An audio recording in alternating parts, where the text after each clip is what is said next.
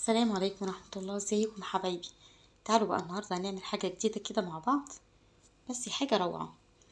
معانا بقى هنا بصلتين كبار مقطعينهم كده شرايح، معانا هنا كوسة قطعها برضو بنفس الطريقة كده، وجزر، ومعانا فلفل ألوان. تمام، هنبتدي بقى دلوقتي نحط معلقة زيت، معلقة سمنة كبيرة،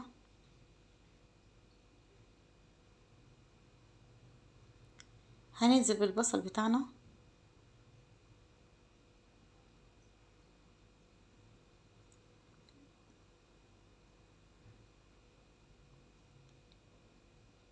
هنقلب فيه بقى لحد ما يدبل. احنا مش هنحمر البصل، تمام، هتخليه يدبل بس.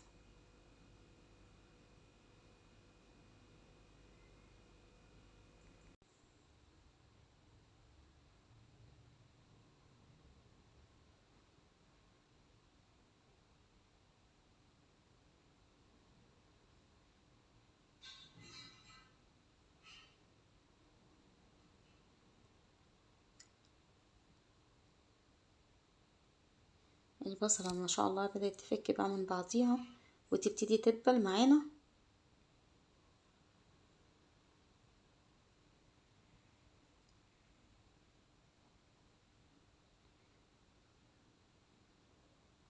تقلبي بس فيها شوية كده.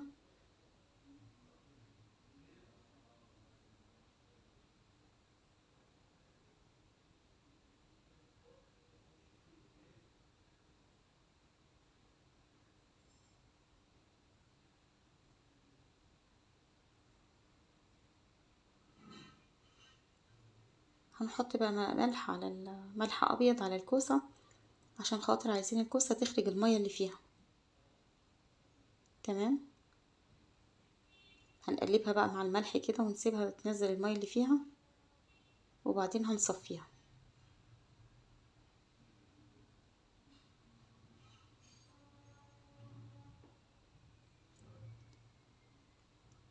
ده كيلو، كيلو الا ربع كوسة. وثلاث جزرات والفلفل المشكل بتاعنا الالوان. ما فيش الوان تشتغلي بالاخضر عندك برضو عادي. هنبتدي بقى هنا البصلية بتاعتنا دبلت، هننزل عليها بالجزر.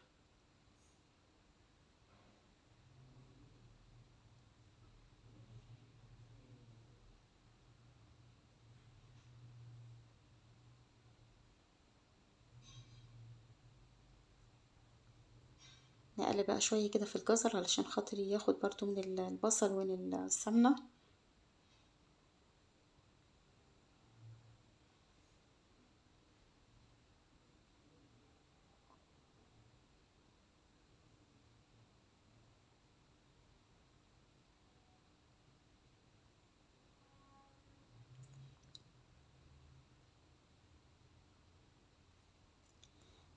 هنا الخضرة دي هنعوزها برضو، معنا شبت وكزبرة. تمام، قطعنا بقى الخضرة بتاعتنا ناعم خالص، ونرجع كده للخضار بتاعنا. طبعا لما بتحطي كل خضار بتحطيه بتغطي عليه، تمام، عشان خاطر الجزر يطرى شوية ويبقى سهل السوا بعد كده. تمام، نزلنا بقى بالفلفل الالوان بتاعنا، هنشوحه برضو مع الخضار.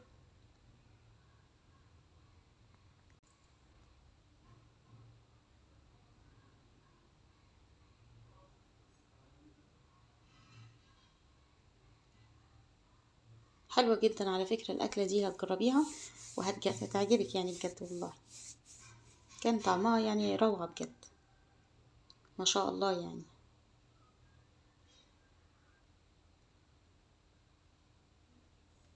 نشوف بقى الكوسة مع بعض كده. تمام، صفت مية قد ايه، هننزلها بقى المية دي خالص لان احنا مش محتاجينها. إيه ليه عملنا الخطوة دي في الكوسة؟ عشان خاطر الاكل عايزينها تبقى جافة. لكن لو حطيتي الكوسة على طول كده من غير ما تصفي المية اللي فيها او تخرجي المية اللي فيها، هتبقى صيصة معاكي. تمام، نترش عليها معلقتين ملح وتقلبيها كويس قوي، وبعد كده تسيبها تتصفى. ما شاء الله الجزرة برضو بدأت تدبل معانا. هننزل بقى بالكوسة.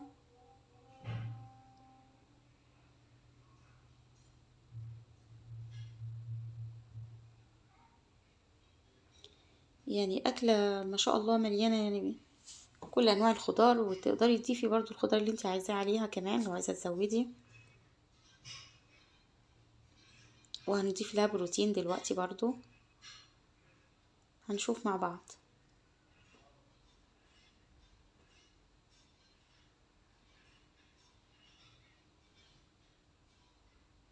قلب الخضار كده مع بعضه، ونغطي عليه برضو ونسيبه على النار.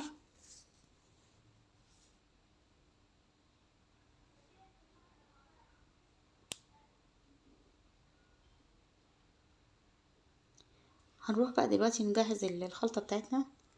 معانا 4 بيضات،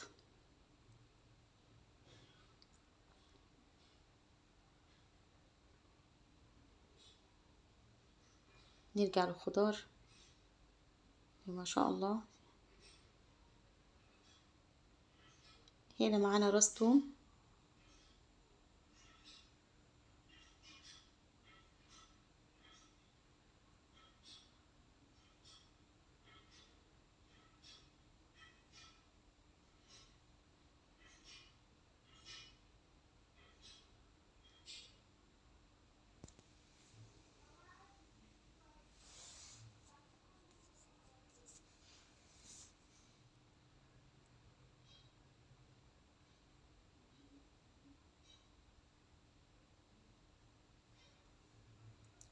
تمام.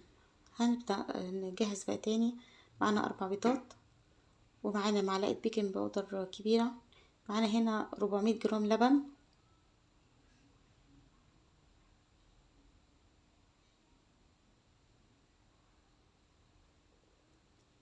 هندوبهم مع بعض.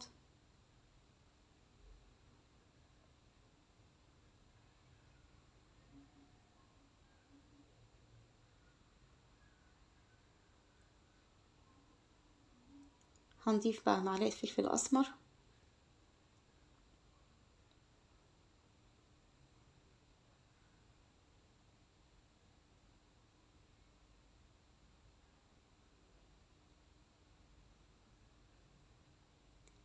الخضرة بتاعتنا شبت وعودين كزبرة، يعني الشبت يبقى أكتر بصراحة، وطبعا مقطعينه ناعم جدا زي الفل.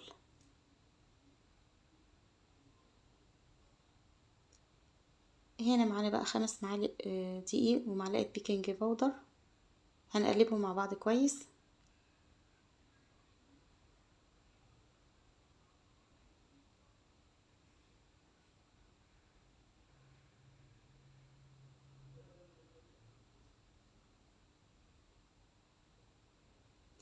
يا ترى بقى مين من الغاليين معانا موجود لحد دلوقتي في الفيديو؟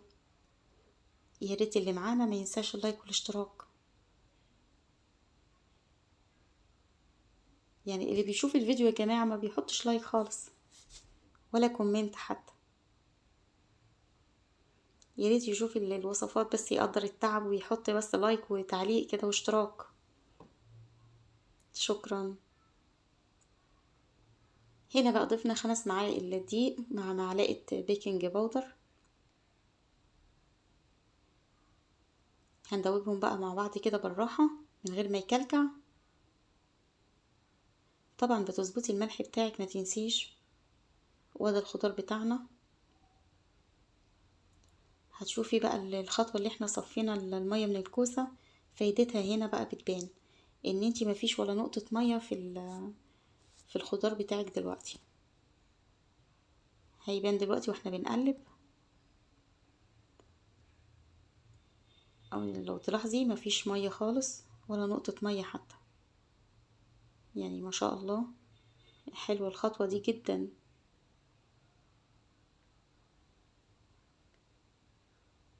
تمام. دلوقتي بقى الخضار بتاعنا جاهز، هنضيف له الخليط اللي احنا عملناه، لبن ودقيق والبيض.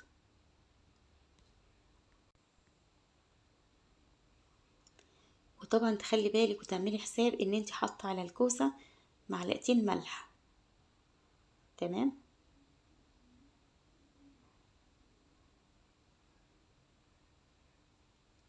زي الفل.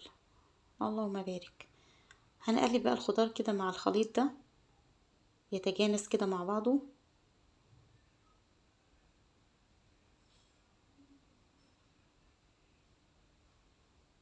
أكلة ما شاء الله فيها كل العناصر، فيتامينات، بروتين، خضار، كل اللي انتي عايزاه للأطفال وللأسرة بتاعتك كلها،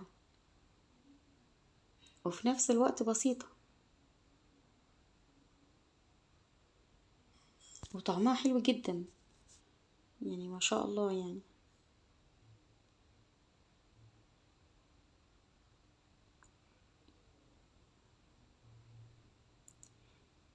هنضيف بقى ليها كده على الوش لو انتي حابة، ومش حابة ما يعني دي خطوة اختياري. هنحط بقى جبنة موتزاريلا كانت عندي فحطيت عليها،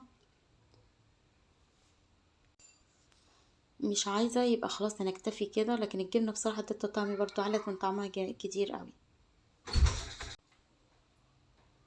تمام حبايبي.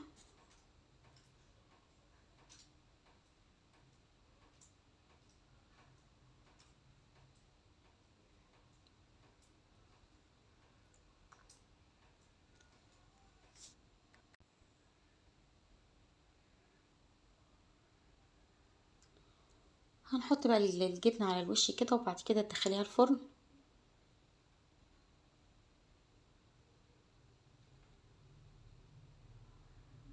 ونسمي الله بقى ونشوف النتيجة مع بعض.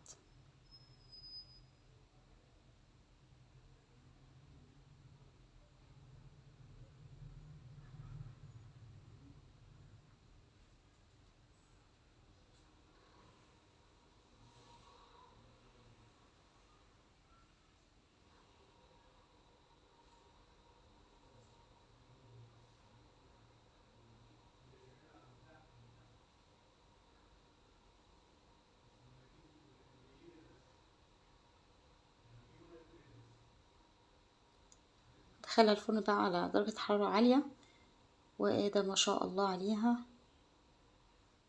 زي الفل. طبعا بقى مع شوية بطاطس محمرة، مع شوية صوصات، معانا هنا كاتشب، مستردة.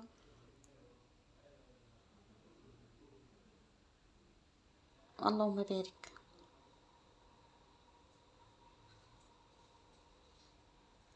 معانا قلنا كاتشب، ومعانا مستردة، ومعانا تومية، وادي الأكلة الجميلة بتاعتنا، طاجن خضار.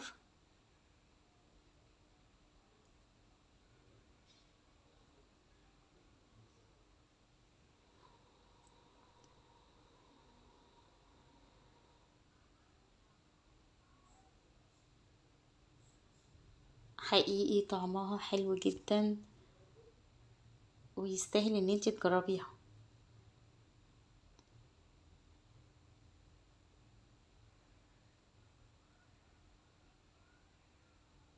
تقدري بقى تعمليها في غدا، في عشاء، هتمشي معاكي في كل الأحوال، سهلة وبسيطة. في رعاية الله. السلام عليكم.